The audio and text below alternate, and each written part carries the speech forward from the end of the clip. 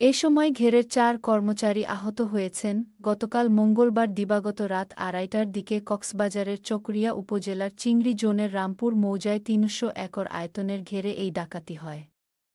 বিষয়টি নিশ্চিত করেছেন গ্রামীণ মৎস্য ও পশুসম্পদ ফাউন্ডেশনের খামার ব্যবস্থাপক উৎপল কান্তি চৌধুরী।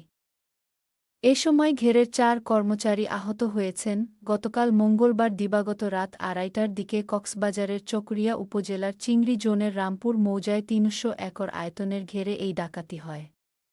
বিষয়টি নিশ্চিত করেছেন গ্রামীণ মৎস্য ও পশুসম্পদ ফাউন্ডেশনের খামার ব্যবস্থাপক উৎপল কান্তি চৌধুরী।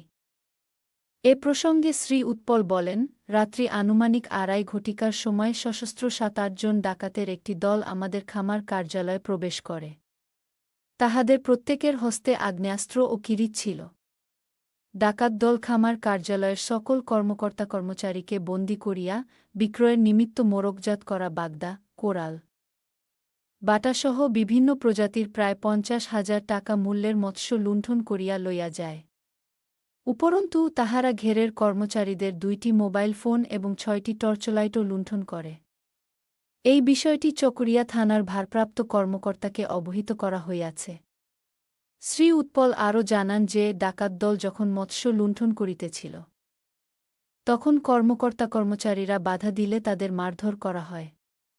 মারধরে ঘেরের মসজিদের ইমাম মোজাম্মেল হক, কর্মচারী নাসির উদ্দিন, মোজাম্মেল ও মোহাম্মদ মিজান আহত হয়েছেন। কক্সবাজারের চকরিয়ায় গ্রামীণ মৎস্য ও পশুসম্পদ ফাউন্ডেশনের ঘের। কক্সবাজারের চকরিয়ায় গ্রামীণ মৎস্য ও পশুসম্পদ ফাউন্ডেশনের ঘের। ছবি, আজকের পত্রিকা। উৎপলের তথ্য অনুযায়ী, এর আগে ২০২১ সালের ৫ জুলাই ও ২০২৪ সালের ৩ জুন ২ দফা ঘেরটি দখলে নিয়েছিল সন্ত্রাসীরা।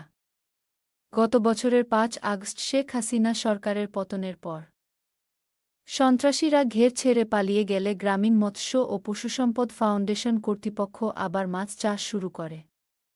সন্ত্রাসীদের দখলের ঘটনায় ২০২১ সালে চকরিয়া থানায় মামলা করা হয়েছিল। সেটি চলমান রয়েছে। এ বিষয়ে চকরিয়া থানার ভারপ্রাপ্ত কর্মকর্তা ওসি শফিকুল ইসলাম আজকের পত্রিকাকে বলেন, খামার ব্যবস্থাপকের মৌখিক অভিযোগের ভিত্তিতে পুলিশ ঘটনাস্থল পরিদর্শন করেছে। এ ব্যাপারে আইনগত পদক্ষেপ নেওয়া হবে।